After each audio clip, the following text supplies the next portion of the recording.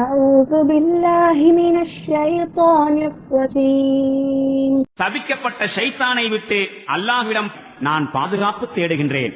لقد كان في قصصهم عبرة لأولي الألباب ما كان حديثا يفترى ولكن تصديق الذي بين يديه وتفصيل كل شيء وهدى ورحمة لقوم يؤمنون. முற்காலத்தில் வாழ்ந்த மக்களின் இவ்வரலாறுகளில் பகுத்தறிவுடையோருக்கு அரிய படிப்பினை உள்ளது. குர்ஆனில் விவரித்து கூறப்படுகின்ற இச்செய்திகள் புனைந்துரைக்கப்பட்டவை அல்ல. மாறாக இந்த குர்ஆன் தனக்கு முன் அருளப்பட்ட வேதங்களை மெய்ப்பிக்க கூடியதாகவும் ஒவ்வொன்றையும் விவரிக்கக்கூடியதாகவும் இருக்கின்றது. மேலும் நம்பிக்கை கொள்ளும் சமூகத்தாருக்கு நேர்வழியாகவும் அருளாகவும் திகழ்கின்றது.